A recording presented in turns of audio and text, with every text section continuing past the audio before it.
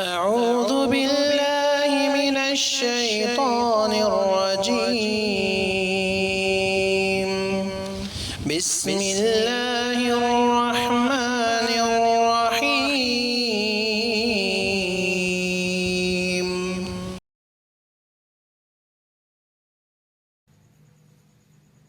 بسم اللہ الرحمن الرحیم۔ پچھلے سبق میں بتایا گیا تھا کہ یمامہ کی جنگ میں صحابہ کی بڑی تعداد شہید ہوئی، جس کی وجہ سے عمر رضی اللہ عنہ کو اندیشہ لاحق ہوا کہ اگر صحابہ کی بڑی تعداد اسی طرح جنگوں میں شہید ہوتی رہی اور قرآن جمع نہیں کیا گیا تو اندیشہ ہے کہ قرآن کا بہت سارا حصہ ضائع ہو جائے۔ اس لیے عمر رضی اللہ عنہ نے ابو بکر صدیق رضی اللہ عنہ کو مشورہ دیا کہ قرآن یکجا کر دیا جائے۔ رسول اکرم صلی اللہ علیہ وسلم پر جیسے جیسے قرآن کی وحی ہوتی، آپ کاتبین وحی کو بلاتے، جو اس وقت میسر ہوتے ان کو لکھا دیتے تھے۔ اس طریقے سے قرآن مختلف صحابہ کے پاس مختلف آیتیں لکھی گئی، ان کے پاس ان کا حصہ موجود تھا۔ عمر رضی اللہ عنہ نے ابو بکر رضی اللہ عنہ کو مشورہ دیا کہ قرآن یکجا کر دیا جائے، جن صحابہ کے پاس موجود ہیں ان کو اکٹھا کر دیا جائے، اس کی تدوین ہو جائے، کتابت کی شکل میں یکجا کر دیا جائے۔ جب عمر رضی اللہ عنہ نے مشورہ دیا تو ابو بکر رضی اللہ عنہ نے کہا کہ کیسے ہم وہ کام کریں گے جو رسول اکرم صلی اللہ علیہ وسلم نے نہیں کیا۔ رسول اکرم صلی اللہ علیہ وسلم نے قرآن کو اکٹھا نہیں کیا تو پھر ہم کیسے کر سکتے ہیں؟ جو کام رسول نے نہیں کیا وہ ہم کیسے کر سکتے ہیں؟ اس پر عمر رضی اللہ عنہ نے کہا ایسا کرنا مصلحت کا تقاضا ہے، ایسا کرنا مصلحت کا تقاضا ہے، اس لیے ایسا کیا جانا چاہیے۔ چنانچہ عمر رضی اللہ عنہ ابو بکر رضی اللہ عنہ سے بار بار کہتے رہے کہ اس کی ضرورت ہے، ورنہ قرآن کے ضائع ہو جانے کا اندیشہ ہے۔ تو اس میں جو اہم بات ہے وہ یہ کہ جو رسول نے نہیں کیا وہ ہم کیسے کریں گے؟ تو کیا ہر وہ کام جو رسول اکرم صلی اللہ علیہ وسلم نے نہیں کیا ہو اس کا کرنا ناجائز، اس کا کرنا بدعت، یا یہ کہ رسول اکرم صلی اللہ علیہ وسلم نے جو کام نہیں کیا وہ مختلف طرح کے ہیں، ان میں سے بعض کا کرنا ناجائز اور بعض کا کرنا جائز مصلحت کے تحت۔ چنانچہ فقہاء اور اصولیین نے اس کے بارے میں بحث کی کہ رسول اکرم صلی اللہ علیہ وسلم کا کس کام کو چھوڑنا ہمارے لیے بھی سنت کہلائے گا، کہ ہمارے لیے بھی جائز نہیں کہ وہ کام کیا جائے، اور کس کام کا چھوڑنا ہمارے لیے دلیل نہیں بنے گا کہ وہ کام نہیں کیا جانا چاہیے۔ اس سے کہ جو ابو بکر صدیق نے کہا کہ قرآن رسول اکرم صلی اللہ علیہ وسلم نے جمع نہیں کیا، ہم کیسے جمع کریں گے؟ تو یہ رسول اکرم صلی اللہ علیہ وسلم نے گویا کہ چھوڑ دیا۔ تو کہا رسول اکرم صلی اللہ علیہ وسلم کا کسی کام کو چھوڑنا تین حال سے خالی نہیں، یا تو رسول اکرم صلی اللہ علیہ وسلم کی توجہ ہی اس کی جانب نہیں گئی، جس کی وجہ سے آپ نے وہ کام نہیں کیا، اور اس کی ضرورت بھی نہیں تھی، اس وقت اس کا تقاضا نہیں تھا، یا کام کا تقاضا تھا مگر کسی خاص سبب سے آپ نے اسے چھوڑ دیا۔ تو رسول اکرم صلی اللہ علیہ وسلم کا کسی کام کو چھوڑنا تین حال سے خالی نہیں، یا تو کوئی کام آپ نے چھوڑا اور چھوڑنے کی وجہ بتائی ہو، یا یہ کہ کام آپ نے چھوڑا مگر وجہ نہیں بتائی، یا کام آپ نے چھوڑا یا نہیں، یعنی رسول اکرم صلی اللہ علیہ وسلم سے نقل نہیں کیا گیا کہ آپ نے یہ کام کیا ہو، تو یہ بھی اس بات کی دلیل ہوگا کہ آپ نے وہ کام نہیں کیا. تو کام آپ نے چھوڑا، اس کی وجہ بتائی، کام چھوڑا اس کی وجہ نہیں بتائی، یا یہ کہ یہ نقل نہیں کیا گیا کہ یہ کام رسول نے کیا ہو. تو یہ نقل نہ کیا جانا خود اس بات کی دلیل ہے کہ آپ نے یہ کام نہیں کیا، تو پھر اس کا کیا حکم ہوگا. پہلی صورت کہ رسول اکرم صلی اللہ علیہ وسلم نے کام چھوڑا اور اس کی وجہ بتائی. جیسے کہ حدیث ہے عن انس رضی اللہ عنہ قال مر النبی صلی اللہ علیہ وسلم بتمرة مسقوطة فقال لولا ان تكون صدقة لأكلتها. رسول اکرم صلی اللہ علیہ وسلم نے فرمایا، رسول اکرم صلی اللہ علیہ وسلم کا گزرے راستے میں کھجور گری ہوئی تھی، تو آپ نے فرمایا اگر مجھے اس بات کا اندیشہ نہ ہوتا کہ یہ صدقہ کا ہو میں کھا لیتا. کہ رسول اکرم صلی اللہ علیہ وسلم کے لیے صدقہ کا کھانا جائز نہیں تھا. اس اندیشے سے آپ نے اس گرے ہوئے کھجور کو چھوڑ دیا کہ کہیں صدقہ کا ہو.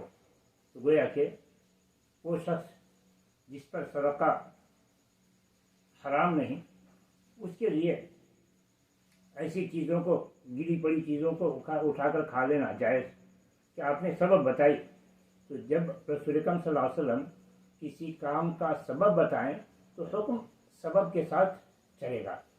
سبب پایا جائے گا تو حکم پایا جائے گا، سبب نہیں پایا جائے گا تو حکم بھی نہیں پایا جائے گا. رسول اکرم صلی اللہ علیہ وسلم کا یہاں چھوڑنا سبب بتایا کہ صدقہ ہمارے اوپر حرام ہے، صدقہ کا ہمیں اندیشہ ہے، اس وجہ سے میں نہیں کھا رہا ہوں. تو جس کے لیے صدقہ جائز ہو اس کے لیے کھانا جائز. اسی طریقے سے دوسری مثال جس میں آپ نے کام کو چھوڑا ہو، سبب بھی بتایا ہو، تو حکم سبب کے ساتھ ہوگا. جیسے کہا رسول اکرم صلی اللہ علیہ وسلم کے پاس کھانے کا طبق پیش کیا گیا، اس میں کچھ سبزیاں تھیں. رسول اکرم صلی اللہ علیہ وسلم نے کچھ بو محسوس کی، پوچھا تو بتایا گیا کہ اس میں فلاں فلاں چیز ہے. تو رسول اکرم صلی اللہ علیہ وسلم نے کہا قربوہ الی بعض اصحابہ. آپ نے بعض اصحاب کی جانب اشارہ کیا کہ بھائی ان لوگوں کے قریب کر دو، یہ کھا لیں. آپ نے کیوں نہیں کھایا؟ سبب بتایا آپ نے فإنی اناجی من لا تناجی. فإنی اناجی من لا تناجی، میری سرگوشیاں، میری باتیں ایسی ہستی سے ہوتی ہے جس سے تمہاری سرگوشی نہیں، جس سے تمہاری بات نہیں ہوتی. یعنی فرشتے میرے پاس آتے ہیں اور فرشتے کو یہ بو پسند نہیں، تو ان کا خیال کرتے ہوئے میں یہ نہیں کھاتا. تو اس حدیث میں پہلے ہے کہ رسول اکرم صلی اللہ علیہ وسلم نے مسجد میں لہسن پیاز کھا کر آنے سے منع فرمایا کہ لہسن کی بھی بو، پیاز کی بو بہت سارے لوگوں کو ناپسند ہوتی ہے، آئیں گے اس کی بو سے لوگوں کو تکلیف ہوگی، تو آپ نے منع فرمایا. اس کے بعد یہ کہا یہ ہوا. تو لہسن اور پیاز کچی رسول اکرم صلی اللہ علیہ وسلم نہیں کھاتے تھے، یا پکی ہو مگر ایسی پکی ہو کہ اس میں بو باقی ہو، تو بدبودار چیز سے رسول اکرم صلی اللہ علیہ وسلم اجتناب کرتے تھے. مگر وہی صحابہ کو کھانے کے لیے کہا. یہاں سبب بتایا کہ میری گفتگو فرشتے سے ہوتی ہے جس کو یہ ناپسند ہے. فإنی اناجی من لا تناجی. تو عام لوگوں کے لیے اس کا کھانا جائز. یہ سبب نہیں پایا گیا. عام لوگوں کی بات فرشتے سے نہیں ہوتی کہ فرشتے اس سے گفتگو سے تکلیف محسوس کریں گے. اسی طریقے سے آپ نے کسی کام کو چھوڑا اور سبب بتایا تو حکم سبب کے ساتھ رہے گا. رسول اکرم صلی اللہ علیہ وسلم تہجد پڑھا کرتے تھے اپنے گھر کے صحن میں. ایک مرتبہ کسی صحابی نے دیکھا، وہ پیچھے ہو گئے. دوسری رات مشہور ہوئی کہ رسول اکرم صلی اللہ علیہ وسلم نے رات تہجد جماعت کے ساتھ ادا کی ہے، تو اور لوگ جمع ہو گئے، ان کے ساتھ آپ نے تہجد کی نماز ادا کی. تیسری رات اور بھی مشہور ہو گیا جماعت کی 3 رات رسول اکرم صلی اللہ علیہ وسلم نے جماعت کے ساتھ تہجد کی نماز ادا کی. چوتھی رات اور بھی زیادہ لوگ جمع ہو گئے تو رسول اکرم صلی اللہ علیہ وسلم تہجد کے لیے نہیں نکلے. جماعت کے ساتھ تہجد آپ نے چھوڑ دیا. وجہ بتائی انی خشیت ان تفرض علیکم کہ مجھے ڈر لگا کہ کہیں تہجد تم پر فرض نہ کر دیا جائے. کہیں تم پر فرض نہ کر دیا جائے. کیا فرض نہ کر دیا جائے؟ تو آپ نے اس ڈر سے کہ کہیں فرض نہ کر دیا جائے جماعت کے ساتھ تہجد ادا نہیں کی. تو سبب تہجد با جماعت چھوڑنے کا سبب بتایا کہ مجھے ڈر ہے کہ کہیں فرض نہ کر دیا جائے. تو کیا تہجد کے فرض ہو جانے کا اندیشہ تھا؟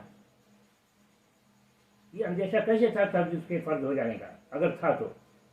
کہ جب 5 وقت کی نماز فرض کی گئی معراج میں کہہ دیا گیا لا یبدل ہی 50 وہی 50 لا یبدل القول لدی، یہ 5 وقت کی نمازیں ہیں، یہ برابر ہے 50 وقت کی نماز کے برابر کے، اور اب ہمارے پاس کوئی تبدیلی نہیں ہوگی.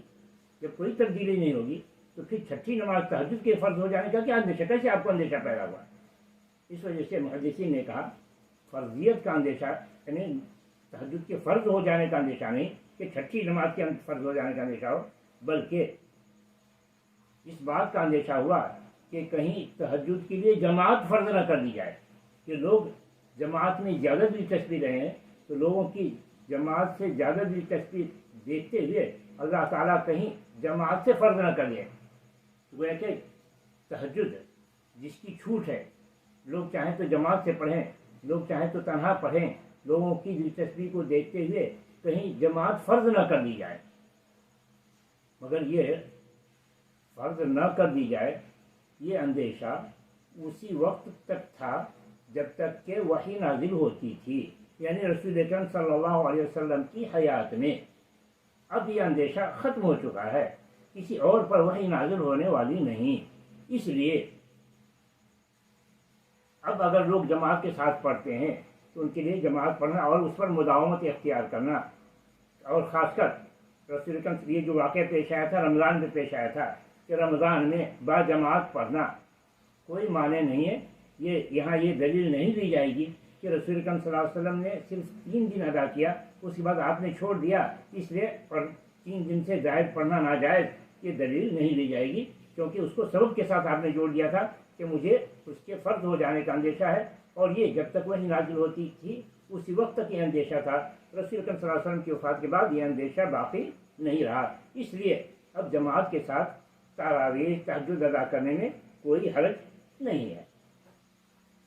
انہی طرح کے مسائل میں رسول اکرم صلی اللہ علیہ وسلم چاش کی نماز پڑھتے، ضحیٰ کی نماز پڑھتے، چاش کی نماز پڑھتے، مگر اس پر مداومت اختیار نہیں کرتے، کبھی کبھی چھوڑ دیا کرتے تھے. کیوں چھوڑ دیا کرتے تھے؟ اسے عن عائشہ قالت كان رسول الله صلى الله عليه وسلم يدع العمل وهو يحب أن يعمل به خشية أن يعمل به الناس. عائشہ جناب فرماتی ہیں کہ رسول اکرم صلی اللہ علیہ وسلم بسا اوقات کوئی کام چھوڑ دیتے تھے جبکہ وہ کام آپ کو پسند ہوتا. بسا اوقات ایسا کام چھوڑ دیتے جو آپ کو پسند ہوتا. کس اندیشے؟ خشیت ان یعمل به الناس، اس اندیشے سے، اس ڈر سے کہ کہیں لوگ اسے کرنے لگیں تو ان پر فرض نہ کر دیا جائے، ان پر فرض نہ کر دیا جائے. چنانچہ کہیں وما صبح رسول اللہ صلی اللہ علیہ وسلم صبحۃ الضحیٰ قط وانی لاصبحها، کہ رسول اکرم صلی اللہ علیہ وسلم نے چاش کی نماز کبھی بھی پابندی کے ساتھ ادا نہیں کی مگر میں پابندی کے ساتھ ادا کرتی ہوں، مگر میں پابندی کے ساتھ ادا کرتی ہوں. اس میں جو بظاہر معلوم ہو رہا ہے کہ رسول اکرم صلی اللہ علیہ وسلم نے چاش کی نماز ادا نہیں کی اور میں تو ادا کرتی ہوں، دوسری حدیثوں سے معلوم ہوتا ہے کہ رسول اکرم صلی اللہ علیہ وسلم چاشت کی نماز تو پڑھتے تھے، تو پھر ایسے اس کا مطلب کہ آپ مداومت نہیں کرتے تھے، اور مگر میں مداومت اختیار کرتی ہوں. آپ کا مداومت اختیار نہ کرنا، برابر نہ پڑھنا، اس اندیشے سے تھا کہ کہیں یہ فرض نہ کر دیا جائے. یعنی کس طرح سے فرض کر دیا جائے کہ یہ فلاں سے فلاں وقت کے اندر ہی سنت ہے، اس کی نفل ہے، وہ تو غیر لازم ہے. مگر لوگ مخصوص اوقات میں اس کی نماز ادائیگی کو لازم کر دیں تو مخصوص ادائیگی کو لازم کر دیا جائے، یا پابندی کو لازم کر دیا جائے کہ اس کی پابندی ضروری ہے وغیرہ. تو بہرحال رسول اکرم صلی اللہ علیہ وسلم بسا اوقات کام کو پسند کرتے ہوئے بھی مداومت اختیار نہ کرتے کہ کہیں یہ امت پر فرض نہ کر دیا جائے. اس کا بھی ماقبل متعلق ہے کہ یہ جب تک وحی نازل ہو رہی تھی اسی وقت تک اس بات کا اندیشہ تھا، وحی کا سلسلہ ختم ہو جانے کے بعد اب فرضیت کا مسئلہ ختم. چنانچہ عائشہ رضی اللہ عنہا کہتی ہے میں تو مسلسل پڑھتی ہوں کہ صلاۃ الضحیٰ کی جو فضیلت وارد ہے اس فضیلت کو میں حاصل کرنا چاہتی ہوں. صلاۃ الضحیٰ کی فضیلت کہ رسول اکرم صلی اللہ علیہ وسلم نے فرمایا کہ انسان کے جسم میں 360 جوڑ ہیں اور ہر جوڑ کا صدقہ نکالنا ضروری ہے.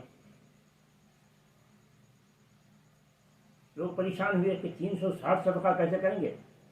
تو آپ نے کہا کہ کسی کی مدد کر دینا صدقہ،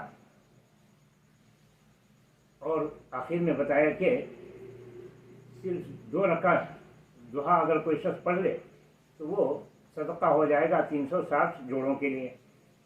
تو یہ صلاۃ الضحیٰ کی 2 رکعت کی اتنی بڑی فضیلت کہ وہ صدقہ ہو جاتا ہے 360 کے لیے. عائشہ رضی اللہ عنہا اس کی فضیلت کے حصول کے لیے اس پر مداومت اختیار کرتی تھی، اور آپ کی عائشہ کی مداومت کو بدعت سے تعبیر نہیں کیا جائے گا کہ رسول نے مداومت نہیں کی تو ہم کیسے مداومت کریں. کہ یہ رسول کو جو اندیشہ تھا آپ کی حیات کے ساتھ وہ اندیشہ ختم ہو گیا، اب بعد کے لوگ اس پر مداومت اختیار کریں کوئی حرج نہیں ہے. تو رسول اکرم صلی اللہ علیہ وسلم کا کسی کام کو چھوڑنا اس کا سبب بیان کرنے کے ساتھ حکم سبب کے ساتھ جڑا ہوا رہے گا. سبب پایا جائے گا تو حکم پایا جائے گا، سبب نہیں تو حکم نہیں. تو کہا کہ فرض ہو جانے کا اندیشہ رسول کے ساتھ خاص تھا، رسول کی وفات کے بعد وہ اندیشہ ختم، اس لیے جماعت کے ساتھ تراویح پڑھنے میں کوئی حرج نہیں، چاشت کی نماز پر مداومت اختیار کرنے میں کوئی حرج نہیں. رسول اکرم صلی اللہ علیہ وسلم نماز پڑھتے، عورتیں بھی مسجد میں شریک ہوتی، عورتیں بھی مسجد میں شریک ہوتی، بچے دے کر آتی. بچہ بسا اوقات رو تھا، رسول اکرم صلی اللہ علیہ وسلم بچے کے رونے کی آواز سنتے تو نماز کو مختصر کر دیتے، نماز کو مختصر کر دیتے. تو نماز طویل، نماز لمبی چھوڑ دینا، مختصر کر دینا بچے کے رونے کی آواز سے، یہ سبب اب بھی پایا جا سکتا ہے کہ اگر کسی مسجد میں عورتیں بھی نماز پڑھنے کے لیے آتی ہوں، بچے کے ساتھ آتی ہوں، اور امام کو بچے کو رونے کی آواز سنائی دے تو اس کی ماں پر رحم کرتے ہوئے امام نماز مختصر کر سکتا ہے. تو یہاں صرف یہ سبب بتایا آپ نے کہ میں بچے کے رونے کی آواز سنتا ہوں تو گرچہ کہ نماز لمبی پڑھانا چاہتا مگر اس کو مختصر کر دیتا ہوں اس کی رعایت کرتے ہوئے. یہ تو وہ مثالیں تھیں جس میں رسول اکرم صلی اللہ علیہ وسلم نے کوئی کام چھوڑا ہو اور سبب بتایا ہو تو سبب کے ساتھ حکم باقی رہے گا، وہ سبب نہیں رہے گا تو حکم بھی باقی نہیں رہے گا. یہ کہ رسول اکرم صلی اللہ علیہ وسلم نے کسی کام کو چھوڑا اور اس کا سبب نہیں بتایا کہ کس وجہ سے آپ نے چھوڑا ہے. اگر اس کام کا تقاضا موجود ہو، کام کے کرنے پر قدرت بھی ہو، اس کے باوجود آپ نے نہیں کیا تو حال سے خالی نہیں، یا تو اس کا تعلق عبادت سے ہوگا یا معاملات وغیرہ سے ہوگا. اگر عبادات سے اس کا تعلق ہے تو پھر ایسی صورت میں اس کام کا کرنا درست نہیں، وہ کام کرنا ناجائز. جیسے جمعہ سے پہلے اذان آپ نے دلوائی، اقامت کہی گئی جب نماز کھڑی ہوئی تو، مگر اسی طریقے کا اجتماع عید میں بھی ہوتا ہے، عید میں بھی نماز ہوتی ہے، مگر رسول اکرم صلی اللہ علیہ وسلم نے عید میں نہ اذان دلوائی اور نہ اقامت کہلائی۔ اس کا مطلب یہ ہوا کہ عید میں اسی طریقے سے استسقاء میں بھی لوگ جمع ہوتے ہیں اور اس موقع سے بھی اذان نہیں دی گئی اور نہ اقامت کہی گئی۔ تب اگر کوئی شخص رسول اکرم صلی اللہ علیہ وسلم کے نہ کرنے کی وجہ سے یہ کہے کہ آپ نے منع تو نہیں کیا، آپ نے منع تو نہیں کیا، آپ نے روکا تو نہیں، اس لیے اذان دینا جائے اور اقامت کہا جائے، یہ درست نہیں ہوگا، کیونکہ یہ عبادات کے قبیل سے ہے۔ عبادات میں تو اصل ثبوت ہے، یعنی الاصل المنع، کہ عبادات کا کوئی بھی نئی عبادت ایجاد کرنا ناجائز۔ رسول نے کیا ہے، رسول نے حکم دیا ہے تب تو کرنا جائز، ورنہ اصلاً فی العبادت المنع۔ اور اسی کی طرف تو اشارہ ہے، رسول اکرم صلی اللہ علیہ وسلم نے فرمایا من احدث فی امرنا ھذا ما لیس منہ فہو رد۔ من احدث فی امرنا ھذا فی الدین فی العبادت، کہ دین میں اور خاص کر عبادت میں جس نے کوئی ایسی چیز عبادت کی جو رسول اکرم صلی اللہ علیہ وسلم نے جس کی رہنمائی نہیں کی ہے، جس کا حکم نہیں دیا گیا ہے، جو نہیں کیا ہے وہ بدعت ہے۔ اسی قبیل سے تو رسول اکرم صلی اللہ علیہ وسلم نے عید کے موقع سے، استسقاء کے موقع سے نہ اذان دی اور نہ اقامت کہلوائی۔ تو یہ باوجود ہے کہ تقاضا موجود تھا کہ اجتماعیت ہے، نماز ہو رہی ہے، مگر پھر بھی آپ نے نہیں کیا، گرچہ کہ آپ نے سبب نہیں بتایا ہے یہاں کہ میں کس لیے اذان نہیں دلوا رہا ہوں، میں کس وجہ سے اقامت نہیں کروا رہا ہوں، مگر یہ حکم رسول اکرم صلی اللہ علیہ وسلم کے فعل کے ساتھ ساتھ جیسے آپ نے کیا ویسے ہم پر کرنا واجب ہے، یعنی اگر ہم اذان دیں تو بدعت، اقامت کہیں تو بدعت۔ تو رسول اکرم صلی اللہ علیہ وسلم نے یہاں عیدین کے موقع سے، استسقاء کے موقع سے نہ اذان دی اور نہ اقامت کہی، تو ہمارے لیے بھی واجب ہے، اقتداء واجب ہے اس ترک میں ابتدا واجب ہے، اس چھوڑنے میں ابتدا واجب ہے کہ اگر ہم یہ کریں گے کہ احداث فی الدین لازم آئے گا کہ اصل عبادت میں منع ہے۔ تیسری صورت کہ رسول اکرم صلی اللہ علیہ وسلم نے کوئی کام چھوڑا ہو، اس کا تقاضا اس وقت موجود نہیں تھا، بعد میں اس کا تقاضا پیدا ہوا کہ یہ کام کیا جانا چاہیے، یعنی کسی کام کی مصلحت رسول اکرم صلی اللہ علیہ وسلم کے زمانے میں موجود نہیں تھی، بعد میں وہ مصلحت پیدا ہوئی، تو پھر مصلحت کو سامنے رکھتے ہوئے خاص کر ایسے امور جس کا تعلق معاملات سے ہے، عبادات سے نہیں، جس کا تعلق معاملات سے ہے، عبادات سے نہیں، جس کا تعلق مصلحت سے ہے، تو مصلحت کے مطابق کام انجام دیا جائے گا۔ جیسے کہ قرآن کی تدوین جو موجودہ مسئلہ ہے، قرآن کی تدوین، قرآن کی کتابت، قرآن کو جمع کیا جانا، کہ رسول اکرم صلی اللہ علیہ وسلم کے زمانے میں صحابہ کرام سنتے یاد کرتے، صحابہ کے دلوں میں موجود تھا، صحابہ اپنے اپنے طور پر لکھتے بھی تھے، تو رسول اکرم صلی اللہ علیہ وسلم کو اطمینان تھا کہ قرآن تو موجود ہے، ضائع ہو جانے کا اندیشہ نہیں۔ مگر جب صحابہ کی بڑی تعداد آہستہ آہستہ ختم ہونے لگی، اب یہ اندیشہ پیدا ہوا کہ کہیں صحابہ کے ساتھ ساتھ قرآن کا بھی کچھ حصہ نہ چلا جائے، تو مصلحت کا تقاضا ہوا کہ قرآن کو اکٹھا کیا جانا چاہیے۔ اور یہ رسول اکرم صلی اللہ علیہ وسلم کے چھوڑنے کے خلاف بھی نہیں، کہ رسول اکرم صلی اللہ علیہ وسلم تو کتابت کروا رہے تھے، آپ کے ساتھ بعض صحابہ لکھنے والے تھے، جس وقت وحی نازل ہوتی آپ بلاتے اور لکھواتے تھے اور محفوظ کرا دیتے تھے، تو کتابت تو موجود تھی، البتہ اکٹھا نہیں تھی۔ اور اس بات کا اندیشہ ہوا کہ صحابہ اسی طریقے سے شہید ہوئے، ختم ہوئے، تو کہیں یہ جو قرآن متفرق صحابہ کے پاس موجود ہے کچھ حصہ ضائع نہ ہو جائے، تو مصلحت کا تقاضا ہوا کہ قرآن کو یکجا کر دیا جائے۔ چنانچہ عمر رضی اللہ عنہ کے دل میں یہ پیدا ہوا، ابو بکر رضی اللہ عنہ سے کہا، بار بار زور دینے پر ابو بکر رضی اللہ عنہ نے بھی اس مصلحت کو سمجھا اور اس سے راضی ہو گئے۔ ابو بکر رضی اللہ عنہ نے جب زید بن ثابت کو بلایا لکھنے کے لیے تو ان کا بھی یہی کہنا تھا کہ آپ کیسے وہ کام کریں گے جو رسول اکرم صلی اللہ علیہ وسلم نے نہیں کیا، تو ان کا بھی فیہ خیر، یعنی یہی مصلحت کا تقاضا ہے، یہی مصلحت کا تقاضا ہے کہ اگر ہم نے ایسا نہیں کیا تو قرآن ضائع ہو جائے گا۔ تو ابو زید بن ثابت کو بھی یہ مصلحت سمجھ میں آئی اور وہ بھی لکھنے کے لیے تیار ہو گئے۔ تو خلاصہ یہ ہوا کہ رسول اکرم صلی اللہ علیہ وسلم کا کسی کام کو نہ کرنا 3 حال سے خالی نہیں، کام کو نہ کریں، نہ کرنے کی وجہ بتائیں تو حکم وجہ کے ساتھ، جب وجہ سبب پایا جائے گا کام کیا جائے گا، جب سبب نہیں پایا جائے گا کام نہیں کیا جائے گا۔ آپ کسی کام کو چھوڑنے کی وجہ نہ بتائیں تو یا تو اس کا تعلق دین سے ہے یا دنیا سے ہے۔ اگر دین سے ہے تو پھر اس کام کا کرنا ناجائز، جیسا کہ آپ نے عیدین کی نماز ادا کی بغیر اذان اور اقامت کے، اذان اور اقامت کو چھوڑ کر، تو ہمارے لیے جائز نہیں ہوا کہ ہم عیدین کی نماز، استسقاء کی نماز اذان اور اقامت کے ساتھ ادا کریں۔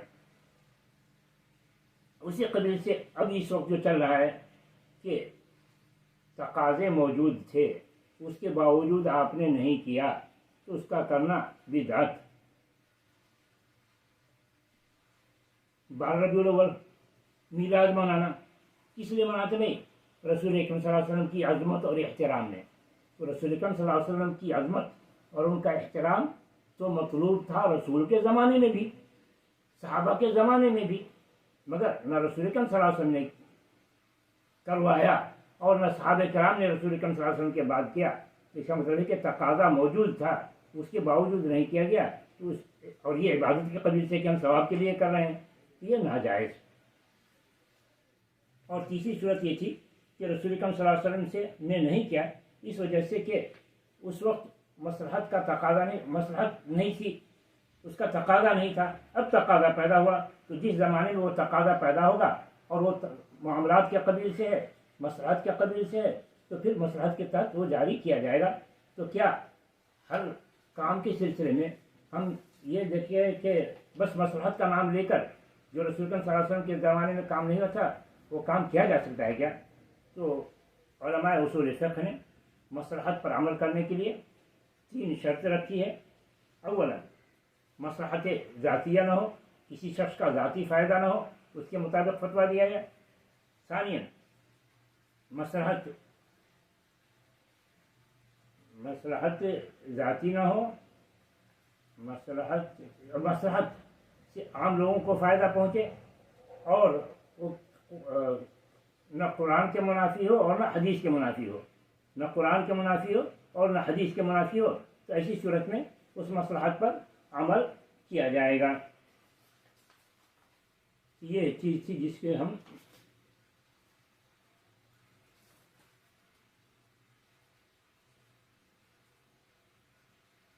اور مصلحت حقیقیہ ہو، مصلحت وہمیہ نہ ہو۔ ایک مصلحت ایسی ہو جس سے عام لوگوں کو فائدہ پہنچے، خواص کے لیے نہیں۔ مصلحت حقیقیہ ہو، وہمیہ نہیں، اور اس مصلحت کا تعلق قرآن و سنت کے نصوص سے نہ ہو تو ایسی مصلحت پر عمل کیا جائے گا۔ مصلحت حقیقیہ ہو، وہمیہ نہیں، جیسے کہ آج کل وہمیہ کی مثال کہ اگر بچہ باپ کی حیات میں فوت ہو جائے اور اس کے بچے ہوں، یعنی کسی شخص کا لڑکا انتقال کر جائے، اس لڑکے کی شادی ہو، بچے ہوں، اس کے اور دیگر اولاد بھی ہوں، یعنی کئی بیٹے ہیں، شادی شدہ ہیں، ایک بیٹے کا انتقال ہوا، اس بیٹے کے بچے ہیں، اس بچے کو میراث لی جائے گی یا نہیں؟ تو بہت سارے لوگوں کو کھلتا ہے کہ کیسے یتیم بچہ محروم ہو جائے گا میراث سے، اس کو دیا جانا چاہیے اور لازماً دیا جانا چاہیے، جبکہ شریعت میں ایسی کوئی دلیل نہیں ملتی کہ باپ کے ہوتے ہوئے یعنی پوتا دادا کا وارث ہو باوجود کہ دادے کے بیٹے چچا وغیرہ موجود ہیں، تو اس کو مصلحت وہمیہ کہا جائے گا، حقیقیہ نہیں۔ کہ اگر وارث ہونا ہوتا تو رسول اکرم صلی اللہ علیہ وسلم نے वारिस बनाया होता, मगर ऐसा नहीं किया। तो इसी पर इत्तेफाक करते हैं कि कब रसूल अकरम सल्लल्लाहु अलैहि वसल्लम का किसी काम को छोड़ना, बिदअत का उस छोड़ना दलील बनेगा और किसी काम को छोड़ना दलील नहीं बनेगा। तो अगर आपने छोड़ा, सबब बताया तो सबब के साथ हुक्म, सबब नहीं बताया तो या तो इबादत के कबील से है या आदात के कबील से है। इबादत के कबील से है तो तहरीम भी हो सकती है और कराहियत भी हो सकती है, अल-अक़ल कराहियत। और अगर मुआमरात के कबील से है और मसलहत मुतक़ाज़ी है तो उसका हुक्म जवाज़ का है। हाज़ा मा इंदी वल्लाहु अल्लम बिस्सवाब।